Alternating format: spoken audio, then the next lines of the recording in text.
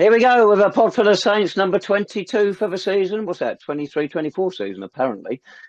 Lots of wonderful things to talk about. Lots of goals anyway. Last Saturday down on the South Coast, St Albans City played Worthing.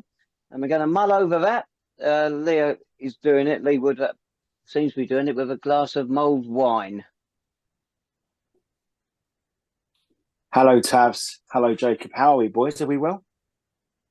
Not too bad at all. But Jake Ellacott, who's got his finger on the pulse, running the show. I wouldn't say pulse, ailing maybe. But hello, everyone. Hope you're all well. Right. Well, as we said, 8 goals to mull over. A bizarre day down at Woodside Road on Saturday, home of Worthing. A 4-4 draw, following on from last season's 5-4 match. Quite incredible. 17 goals in 2 games there. And we're still edging our way just out in front. Lee and I were down there. Jake was otherwise disposed. Christmas shopping, obviously. And we couldn't have had a better start. 2 goals up in 9 minutes. 2 superb finishes. Gio Rasulo, ball gifted to him by the goalkeeper. I'm going to come on to that later. And the second one, another superb strike by Shaun Jeffers. Even better than his one against Hitchin Town. Back came Worthing. I don't know if you followed it at all, Jake, but back came Worthing. And after the first 15 minutes, they dominated the rest of that first half. They got into a 3-2 lead, got goals from Kane Wills and a couple from top scorer Ollie Pearce, who scored 2 in the 5-4 game last year. 3-2 up. They should have been 5 or 6-2 up. They should have been out of sight. And they came to Ruo's missed chances in the second half. George Hoddle took advantage of a generous deflection that came his way. Became the first City player other than Shaun Jeffers to score in 3 consecutive league games for over 3 years. Back came Worthing again, 4-3. Their player of the month, Ricky Aguirre, obviously pronounced that wrong, put them 4-3 up. And then a minute from time, or minute before the added time started, Ibby Akanbi against his former club scored our 4th goal. And that's where it finished, 4-4. It sounds an absolute thriller. It wasn't. 4-4 games were genuinely absolute thrillers. It was fascinating, and no doubt about that. And it was enjoyable, it was entertaining, but it wasn't a thriller as such, mainly because Worthing dominated so much of that first half. But it was great to watch, really. Anyway, yes, Lee, you were there. Your take. I mean, you are such a hard man to please, Dave. I mean, for the love of God, man. I mean, it was quite thrilling, wasn't it? Did you not think so? I mean, I don't know. Okay, well, look, the fact is, in football, if you score 4 goals in any game, you'd like to think you win, don't you? And you come away with 3 points. Obviously, following the Saints, that's not always a given, right? I mean, 4 fantastically taken goals. They really were, all 4 of them. Nice finishes. And as you say, Shaun's goal, I hope that finally puts to bed all this nonsense in terms of the manager's mind about whether he starts or not now. I mean, that was, as you say, it was better than his goal against Hitchin. It really was just pure class from him. But yeah, it was. I know what you're saying. It's a really weird game because they should have been out of sight. The one thing that I would say is that did we get away with one there? Yes, probably. But I'm not that. The fact we're creating chances, and they're good chances, and we were quite clinical, and yes, they were quite wasteful. So it did all come together for a really pulsating game. And the one thing I would take away is the fact that, speaking to David Noble afterwards, and obviously in the podcast, in his post match, he was quite despondent. You know, the questions were sort of put to him about the injuries and the way we considered the goals.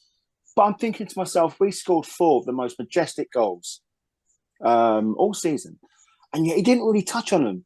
And I think that's probably where he's at as a manager, and in his mindset, he's in quite a dark place at the minute.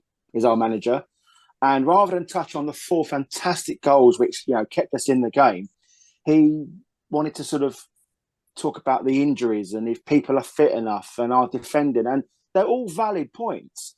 I think if you're trying to put balance onto a game, he's got to take the good as well as the bad. But I think that's probably where he's at in terms of his headspace. Okay, if we got 4 fantastic goals, we must have scored a few more than the 4 I saw. Yeah, you're right about Nobby. We mentioned this last week, actually. His post-match interviews all about errors costing us goals. And you look at the opposition, the goals they're handing us at the moment, coming left, right, and centre. What we would like is Nobby talking about the positivity. As you say, those 4 goals, Lee, they were there to be praised to the hilt. 2 of them, anyway. And but just the fact we got 4, praise it to the hilt and build on the positive goals that win games. Don't keep banging on about not letting in goals, because look at your defensive record. Our defensive record this season is pretty awful in the last dozen games, and it doesn't show any sign of getting any better at the moment either. So yeah, look at the positives, look at the goals scored, and we'll all enjoy that side of it. I think you're right. But you look at the goals scored. The first one, the goalkeeper Rocco Reece, he's ever present this season. What a perfect pass straight to Rasulo. Did well after that. Beat 2 players, cut it. He didn't drill it in. He just placed it beautifully in the corner. Lovely, lovely finish. And then the third goal. 2 of the defenders clattered together. Lucky ricochet. George Hoddle. Oh, thanks so much. I'll have that. Their defending is a joke. Last season, they did the same again. Playing it across the back. They gifted us a goal. Gifted the ball on the edge of the box. Thanks very much. We'll have that. I watched their highlights against the game against Western-super-Mare from last week. Again, a defender passed the ball straight to the forward. He didn't even have to trap it. First time, back of the net. Adam Hinshelwood, that's the way he wants his Worthing side to play. But he's not learning. He's not learning. This is costing them so many goals, and it's the same with us. And none of these modern managers seem to be learning, but playing this way is costing them goals. The first thing a defender should always think about is clearing his lines, preferably to a teammate, not just willing it aimlessly.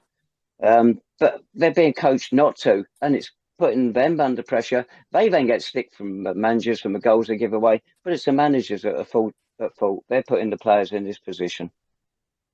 Welcome to a pod full of Worthing. Were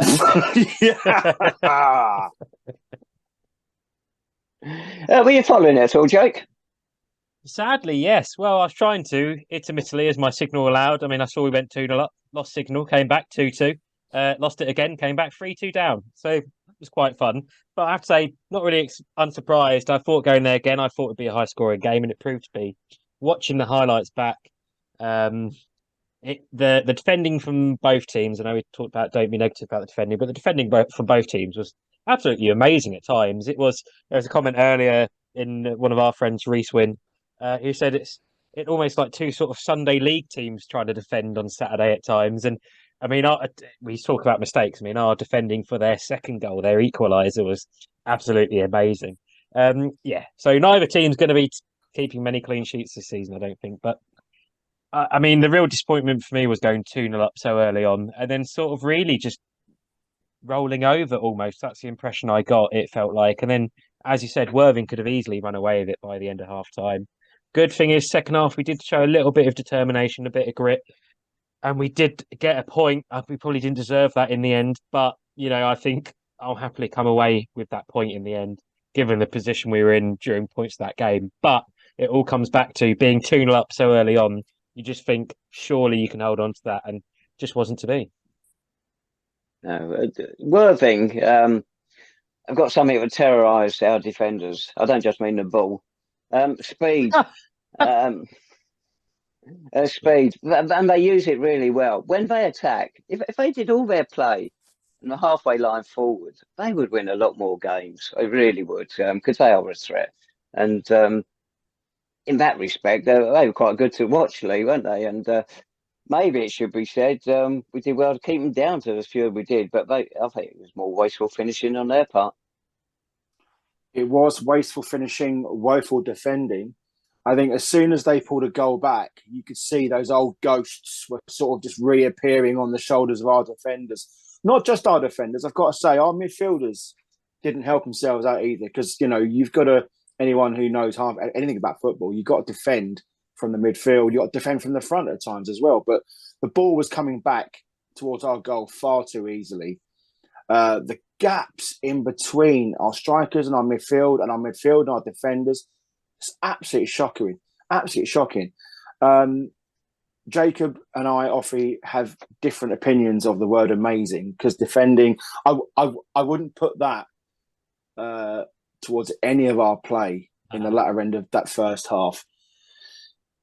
It's a mental thing. It is a mental thing, because the thing is, as soon as the opposition pull a goal back, we get ourselves into a commanding position, and yet again, we're letting ourselves down in the important areas. And I think it's got to be addressed, because otherwise we're just going to keep having these games where we're letting leads go, commanding leads at that as well. So one thing I would say is that I made a point in the second half of standing at the side of behind the dugouts, because I wanted to really get to sort of see the shape and how we were playing. Because it's easy for me to come on here and lump on the players week after week after week. But I tell you what, I didn't see anything in that second half which should have, dismissed the fact that it was too many gaps.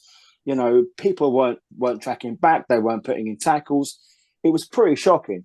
We got away with one, but I'm happy that we did, because I think the quality of the goals, and there were some elements of our play, including the second half, where we put them under immense pressure.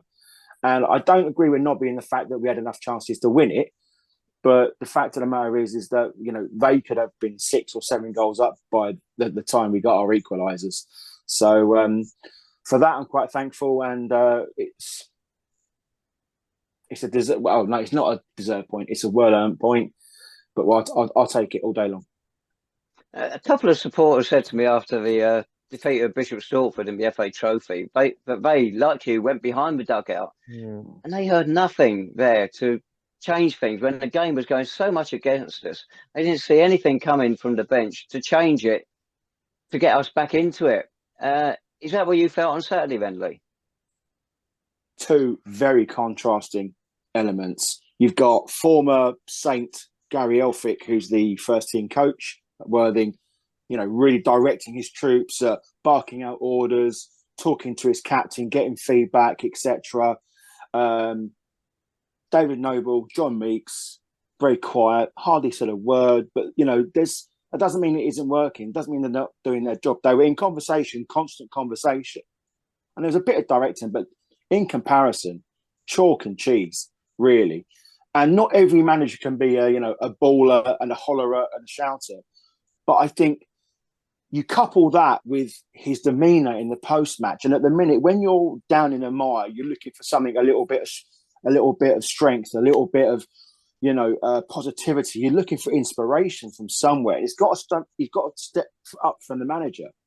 And he put that in comparison to Gary Elphick, who's not even the manager. But he was out there. He was really sort of, cheering his team on and giving instructions, in-depth analysis as well. And it was really interesting to see those two comparisons. Looking from afar, Jake, I guess you were quite pleased to see Shaun Jeffers and Glenn Hoddle. Glenn Hoddle, that'd be even better, wouldn't it? George Hoddle in the starting 11. Yeah, absolutely. Didn't expect Jeffers to start. So obviously he came in because of the illness, didn't he, to Mitchell? And it worked well. And again, it was good to see Hoddle come in. And I don't think it's any surprise to see both of them on the score sheet, is it really? They're two of our probably better players, you'd argue, quality-wise. And Shaun's strike, I mean, it's unbelievable, isn't it? He's quite decent, him. When you actually play him on the pitch some of the time, he can hit a few decent goals. I did joke that he started shooting from that far out earlier because he can't get near enough because he doesn't run enough, apparently. I've heard that. But otherwise, two brilliant goals last week. And, I'm sure, he's probably not pressing as much. He's probably missed a few sitters lately. Well, not even sitters, decent chances.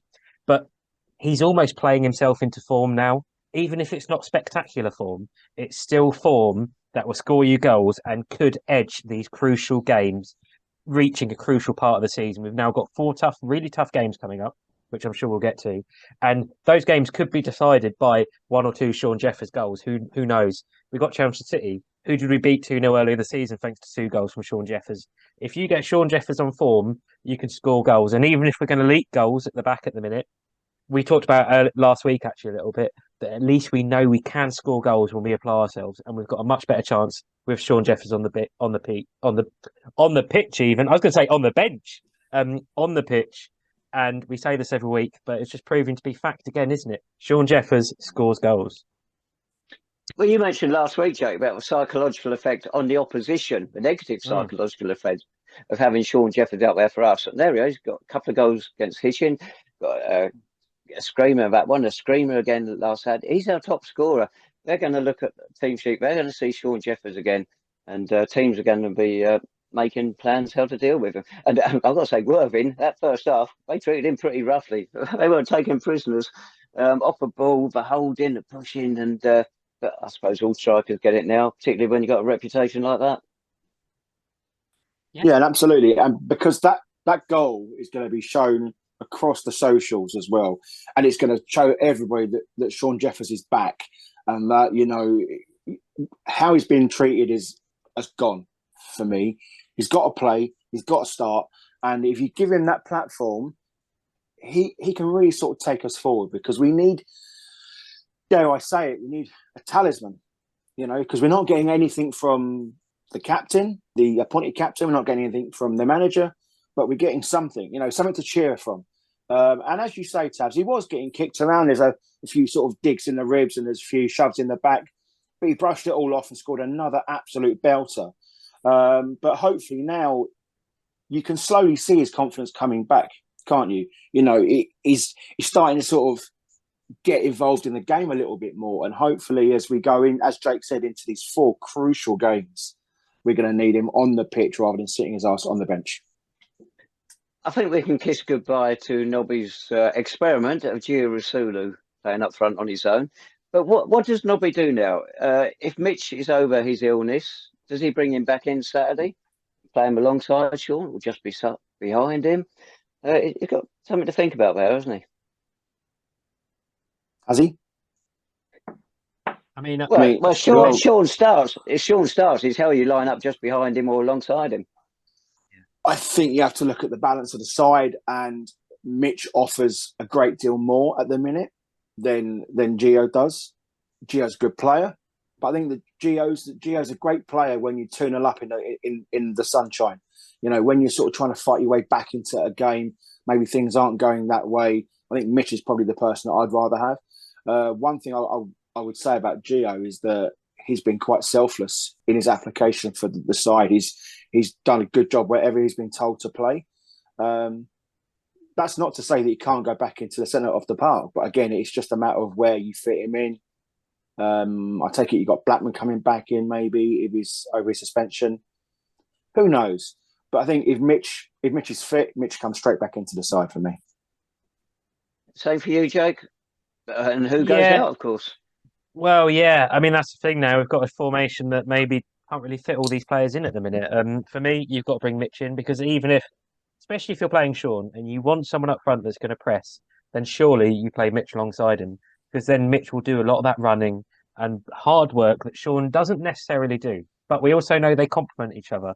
They've worked well together many times that they've played together for the Saints, stretching back 2-3 seasons at this point. And we know against someone like Chelmsford going in on Saturday, they're going to be hard. They're going to be difficult. They've got some big lads at the back. You know, if you've got Shaun Jeffers taking all their attention, that frees up space for Mitch to try and make those runs in behind that other players can possibly find. It's worked the last couple of times we've played Chelmsford, I think, that plan, and I think it could work again on Saturday, hopefully. But I say, I mean, to fit him in, I don't know who you drop, possibly Rasulo, I guess. But again, for me, the balance of the team just still isn't right, is it? The whole balance of the team is just still not there, perfect, is it? And I don't know how Nobby's going to fix that, or what players he can bring in, or who can return to fix that. But it's just not quite there at the minute. And it is difficult to work out what team will line up on Saturday. What about a goalkeeper? Josh McNamara. I don't think he's even 20 yet. On loan to us from Southampton at the moment. That loan is up pretty soon. 5 games he played, 13 goals conceded. I'm not sure any of those are his fault directly. But I haven't seen a big benefit of putting him in ahead of Sam Bentley, who, of course, came in against Hitchin and did extremely well. Now, when Josh's loan is up, it's about a week or so's time, something like that. Do we, if Michael Johnson is still not fit, do we go to Sam Bentley again, or do we go for another loan player? People have talked about Dylan Berry, but he's now with Macclesfield, not Town, are they? I think it's just Macclesfield now, on loan up there. So do we just bring Bentley in and hope that Michael is back very soon? I think there's a strong possibility that McNamara's loan will get extended purely from the sensible option of having 2 goalkeepers in the squad. I think that would be sensible going into this run of fixtures. But I do agree with you. I don't think McNamara's been particularly amazing since Bentley come in.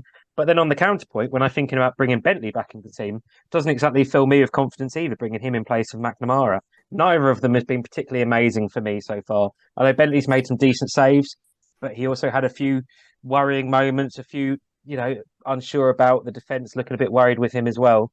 Unfortunately, I think the only fix to this is Michael Johnson coming back, but that's not going to be for a little while. And if you rush him back, and Lee, I was saying this to Dave last week, actually, this exact time last year, you said on this podcast, we can't rush Michael Johnson back for a Hemel Hempstead fixture, home or away, because we know exactly how it's going to happen. The injury's just going to be made worse, and we're already in that same situation again this year, and it's very difficult. I mean, as much as you would love to have Michael Glass Mix Johnson back in between the sticks, I think what you have to appreciate is the fact that, I mean, Dylan Berry's loan is only up until January, isn't it? So there's an option there, I believe. We were sort of talking about this on the terraces at Worthing on Saturday. McNamara didn't have a great game on Saturday. He didn't really fill me with any confidence. And I think from a goalkeeper, because we've been so blessed, haven't we, with keepers, he's done some good things and he's done some not so good things during his time.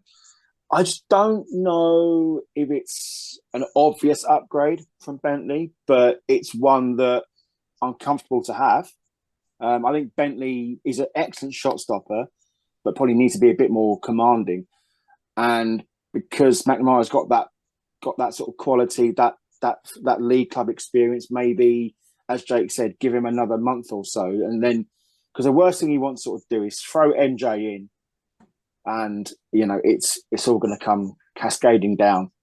We've got a tough month. I would probably err on the side of McNamara gets another month, and then see where we are come the new year. But the thing is, Dave, he wasn't great, and he should have been more commanding on Saturday. But fact is, though, mate, he's done, other than that, he's been solid. He's been okay, and to be fair, he's still really young. He's going to be fine. And to be honest with you, if he's still our keeper, not the end of the world for me. No, I've got no problems in being there. I'm just not sure he's a great deal better than Sam Bentley, who did do pretty well for us. You're not interested then in Rocco Reese then, Lee, after seeing him in goal last weekend for Worthing? Let's face it, he passed through our players more than anybody else on Saturday. I mean, he first 20 minutes, he had a shocker. But then what you could see from that is that their centre-backs didn't trust him straight away. Yeah. And they started playing more out towards the sort of wing rather than have the extra sort of touch and come back to him. It's only when he settled down, then they started to sort of utilise him and use him as an outlet again. But you could see after the first 20 minutes, they didn't want they didn't even want to know. It is frustrating because, again, at this level, it was just unfortunate. And one mistake is highlighted so much, isn't it? To be fair, he got sold short by Glenn Ray for the first goal. So, it's not all on him. It's a pretty sort of thankless task being in goal, especially when you've got, shots coming in at all angles and you're scored. To concede 4 goals is not great. But, it was a good game to watch. And the keepers, okay, they're the ones that are going to get egg on their face, but the fences in front of them from both ends was absolutely appalling. Bring on games like this every week. Don't mind. There you go. There we go, indeed. Anything to add on that game? Bearing in mind, in our last 3 league games, we've taken points off 2 sides in the playoff positions, 3 points off Mason, a point off Worthing, all of which sounds encouraging. And then we lost to a side in the bottom 4, Truro City. Make sense of that. It's the City way. That's how we do it. Yeah. This is how we do it. Right. You mentioned Chelmsford City this coming Saturday. We've got a rather good record against them. I think we lost 2 of the last 12 against them. That means nothing going into Saturday's game. A 2-0 win for us at Melbourne Park early in the season. 2 goals for Shaun Jeffers. Of course, his former club. His last 3 games against them, he scored 6 times. he's going to be relishing starting on Saturday, you would have thought. But Chelmsford, funny offside. They look to be losing it, but their away record is getting them out of trouble. Had a 3-2 win at Bath the other week from 2-0 down to 10 men. And but it's going to be tough. It's going to be tougher than it was at Chelmsford. We weren't impressed with them there, but their form on the road is pretty good. The game at Chelmsford earlier in the season, I thought it was a pretty good performance. All-round team performance was really good. And is that pretty much the last clean sheet we kept this season? It feels like it, to be honest. It was. That was when it all fell apart and our defence, everyone got injured. And we've not really played well since, have we, to be honest? But it was a really good performance. Everyone in the team battled well. Shaun Jeffers took the chances that he created or that we created. And it was just, that was almost classic St Albans City, wasn't it, from last season? Just a confident performance with someone scoring goals. But now it's almost the polar opposite. They go into it in reasonably decent form, actually. They say that really good win at Bath. And then they won 1-0 away at Oxford in the FA Trophy, didn't they? And it wasn't exactly a weak Oxford City side either. So another good win there. So I think they're going to be travelling into this with a lot of confidence. And I just worry as to how, as you said earlier, David Noble's post-match, which is one of the longest he's probably done with the club, actually, 8-odd minutes. And, Lee, you hinted it earlier. If the players are low on confidence and David Noble's low on confidence, who's picking the players up and the team up, getting ready for Saturday? I'm sure Nobby isn't. I'm sure when he goes into training, I'm sure it's great positivity. The approach is fine. Everything's great. But you just worry going in against a team that have got good away form. I think we're going to have to really almost battle the demons that we've got in terms of the mental capabilities at the minute, this team, and try and grind it out. But the only thing that keeps me confidence is our recent form against Chelmsford is brilliant. And I know Shaun loves scoring against them. But I can't feel confident based upon much else, to be honest. Jake, what I would say, mate, is that Mr. D. Tavener had the option last Saturday to sort of put the ball back into our court because we actually passed the Chelmsford City coach on the M25 on their way to Oxford. I'm thinking he could have sort of swung in front of them and maybe, put them into the central reservation or something. That would have been great. But no, he cracked on. But you get back to the balance of the side there, mate.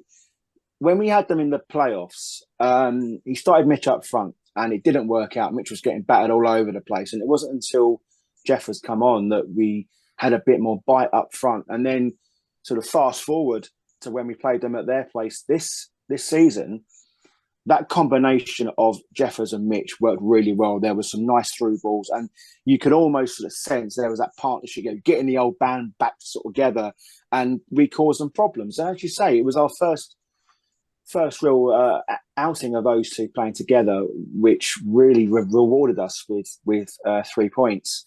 But one thing I would say is that they are on good form, but is there any way in the back of their head they know that we are their bogey side? Because they've been in good form against us in the past. So, there's got to be something niggling away there. And they've still got to, come here and sort of turn up. And we might be getting some players back from injury, and hopefully we can go into it with a bit more confidence than what the manager is showing. I mentioned their away form earlier. They're unbeaten the last 8 away games. Started off with 2 draws. Since then, they've won at Dartford, Averley, and in some minor club in the FA Trophy. If I could read that, I'll tell you. Then the Essex Senior won in that. Then they won at Bath. Then they won at Oxford, as Jake's mentioned, in the Trophy. That away form is fantastic. But last night, they drew at home to Redbridge in the Essex Senior Cup and lost on penalties. Don't know what sort of side they put out. Unlikely to have been the strongest team, one would imagine. It could be another cracker. I don't see it being another 4-4. I think it's going to be quite low scoring, actually. We just won either way. Yeah, but all of those wins, it breeds a winning mentality, isn't it? And I think this is what we were talking about for us. All we need at the minute is just sort of scratch together a few points, and hopefully we can, merge something together that we can take into these games. Because I tell you what, I know there's this old cliche, and Jake loves a cliche, one game at a time. But you got to look at them in blocks now because they're going to come quite condensed. Chelmsford, Dartford, and then the 2 games against Hemel. So the thing is, you've got to really sort of look at that and think, right, we can't show any signs of weakness. We've got to be strong. We've got to be the St Albans City that we know we can be. Defensively, we've got to be stronger. And then hopefully we can start picking up points against these sides. We're going to try and play our game. Of course we are. But hopefully we get some packed terraces at Clarence Park on Saturday. And hopefully that's going to be a good foundation for us to kick on. Well, we're told Zane Banton's close to returning to the side. Haven't played since, first 15 minutes of the opening game of the season. Michael Clark is said to be close to returning as well. He was out there warming up on Saturday. I had a chat with Ben Wyatt. It looks like he could be some way off. He's waiting for an operation on his injury, and he's got to get some money up for that. It's about 16 grand, the operation. So that, until he has the operation, it's going to delay his comeback. But he's quite optimistic. Obviously, it depends how the operation goes, but he's quite optimistic he will be back fairly soon, providing we get the funding and get the operation done. I hope Ben is able to get that funding because he's a good player. He hasn't been able to feature much this season, but he's a good player. We know he is. He played League Two football not long ago with Sutton, and I hope that people within the club are supporting him as well with that funding because he is a player for St Albans City. We do have that we need to support him to some extent with that. So hopefully that works out. But my worry about Zane and Michael Clark is I don't want to rush them back. Both have been out for a long time. We've already seen this season with players that have rushed back without injuries and they've struggled. And I thought it was really noticeable how much David Noble talked about Zane Banton in that post-match. I know he's asked about him, but how positive he was and how he almost compared him to, it felt like almost every other player in the squad and saying how much of a professional he is and how excited he is getting back. But these 4 games coming up, not just Chelmsford, they're tough games. They're tough games against teams as well that will not be afraid to have a few tackles flying in on someone they know that could be vulnerable. It's going to be difficult. Let's try and manage Zane in, hopefully. And I'm sure David Noble will. And, I don't want Zane, even if it's going to push us towards getting 3 points, I don't want to risk him because we know how important he could be in the second half of the season after Christmas. So take a bit of time. And it's the same with Clarkey as well. Clarkey, when he has played this season, has been very good at the backup for us, but we know he's susceptible to injuries. So again, let's not rush them back. So I wouldn't expect either of them to particularly feature on Saturday.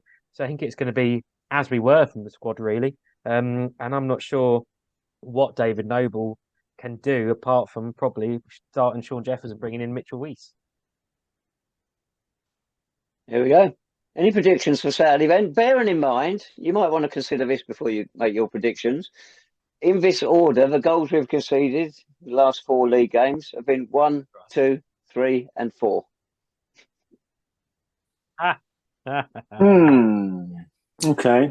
I'm going to go for 2-2. Ooh. And I'm going to go 3-2 Saints. Oh. I'm going to stick with my 1-0 Saints. There we are. A clean sheet. Another clean sheet. Well, when we're playing Chelmsford, it happens every time, doesn't it, almost? Oh, well, this is going to end in disaster now, isn't it? Now you It said is that. going to end it. Be positive. Come on, here we go, boys. Here we go. Rock and roll. Dear me. Oh. Right, since we last met, there's been yet another departure from the club. Andy Hippersley, head of media for the last 2 or 3 years, has said farewell. I worked with him because I was doing work for the programme last couple of years and got on very well with him. He's Colchester United supporter, can't help that. But him and I suppose Will and Will, do we have to praise Will? They take credit for the rise in attendance because they've hit certain areas of a community to get them to come to games and whatnot. And maybe one day he will spill the beans of how they actually did it. But that's been a roaring success when you look at our gates now. Absolutely. I mean, I got the pleasure of speaking to both Andy and Will at the recent Chamber Awards too. And the one thing I like about Andy is that he's quite humble, and he just gets on with his job. He's not really after a lot of praise in particular. He just likes to see a progression. He come in, by his own words, at a very difficult time when there were fractions between some of the supporters and the parent club. There was a lot of sort of things that the club did that the supporters weren't entirely happy with. But I think he had to sort of manage that, and I think he must have come in. It was like a baptism of fire, and having to deal with you, Tavs, as well. I mean, the bloke deserves an MBE anyway, really. So, but he and I have always got on quite well. We've always spoke, often.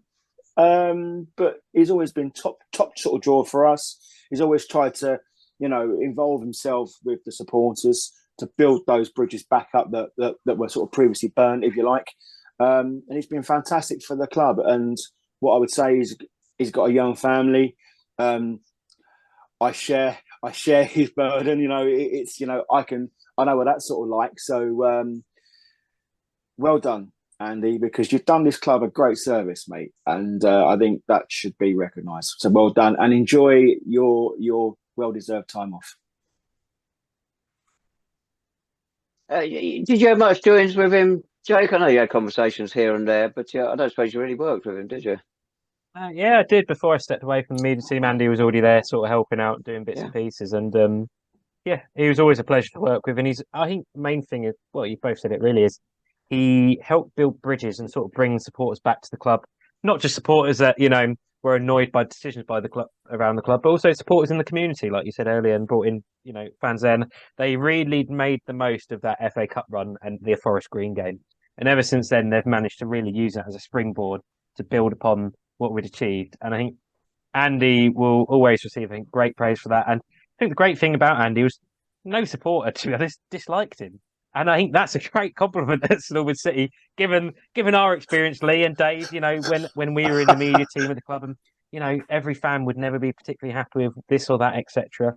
And I think from that side of the things, I think Andy can take a lot of praise. And I think he'll be missed at the club because he wasn't just media, he was marketing. I think there's a lot of other stuff behind the scenes as well. He is involved on a day-to-day basis that helped improve the club.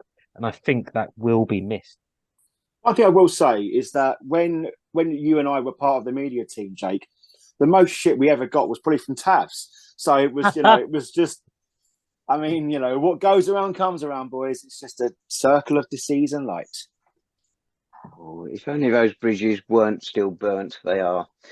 Have we got a replacement? Any sign? No, nothing announced yet. I mean, you presume it'll be quick. I hope so, because that's a big gap, isn't it, that's been left.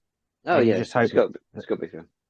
The club get on with it and fill that quickly. I mean, to see what they do. Andy was full-time paid employee by the club. What route will they go down now? I mean, there's other volunteers at the club and other staff that I'm sure will be able to help fill the gap. But certainly, a lot to do, especially at a busy time of year with, probably your biggest home game of the season round the corner against Hemel. There's a lot of work there to do, and hopefully everything will be okay. I mean, Dave, did you have any complaints about Andy? Maybe player news? I mean, let's not all be positive about it. What player news? Come on, Will. Pull your finger out. Well teed up, mate. That's brilliant. Oh dear. Good. Yes, there we go then. Right, I think I need to check this, but I think there's a big stat coming up on Saturday, by the way. Our first substitution, I'll check it and confirm it next week, will be our 5,000th substitution, which is quite a stat, isn't it? I'll tell you what, do either of you know who the first substitute was in the Football League? No. Well, it was in 1965, I think, Keith Peacock for Charlton Athletic. Now, which has got no connection to St Albans City at all, except for the player he came on for. Charlton's goalkeeper, Mick Rose, was injured and he came on for him. Now, Mick Rose just happened to join Charlton Athletic from St Albans City. That was in the summer of 1963. In November of 1963, as part of a thank you for him, we had the match to switch on our floodlights with a friendly against Charlton Athletic. And whoever did the programme then was an idiot because they didn't put St Albans City on there, just St Albans. So, yeah, well, we played a part in the first substitution in the Football League. I tell you what, that's a great stat, isn't it? I can't believe how well Dave has set that up and produced it. People say we don't put any work into this podcast. Dave has probably spent the last 6 hours working that out, and that was perfect. Yeah, but he's retired. You know what I mean? In our defence, Jacob, it's okay. I mean, we obviously do no prep at all. So, but Taz is there slaving away like some sort of historic. Oh my word! What a legend! And people give you a hard time, Taz. I'm shocked. Truly shocked. I'll try and cope with it, Lee. Oh, before we go, how was the Podmobile on Saturday? Any drama or all okay? Mate, it was immense. We were like Bert and Ernie. It was bloody brilliant, mate. I'll tell you, it was absolutely fantastic. We had a great time, didn't we, Tabs? I even watched it on the Friday because I knew you were coming, Lee. Good. See? Service with a smile. It was great. Getting down there. But those people who went by train to Truro, but they had a terrible time, I think. A long day. And what it was like by train to Worthing. But the traffic on Saturday getting down to Worthing, that was not good. The 25 played up, at the bottom of the M23 played up. But we got there with just under an hour to spare, so we can't complain too much. And we have a lovely ride back with that glow of 8 goals as well, didn't we, Lee? Yeah, it took about half an hour, mate. You've got a bit of a heavy foot when it goes a bit sort of dark. So record time. Record time. Could have been worse. I think some of our supporters on their way back from Worthing got in about 2-3 a.m. in the end. So due to various train issues and staying out later. Then there we go. Yes, yeah. The 5-hour pub stop obviously added to that sort of time frame as well, Jake. I'll do it. Shameful. Chelmsford, we got no issue travelling into Chelmsford and back, have we, Jake? Oh, don't start. Don't mention it, Dave. I'm still getting flashbacks. Oh, well, on that note, Lee, anything you'd like to add? Or I'm all good, mate. I'm all good. Thank you very much. Perfect. Well, if you've got anything you want to say or reply to, or anything you want to add, it's Podful of Saints on Twitter. Email address in the description below. And on that note, we will speak to you again next week when the Saints return with 3 points, right, from the Chelmsford home game, I hope. I don't know. Come on, you Saints. Bye-bye, everyone. Good luck. Good luck to not being the boys.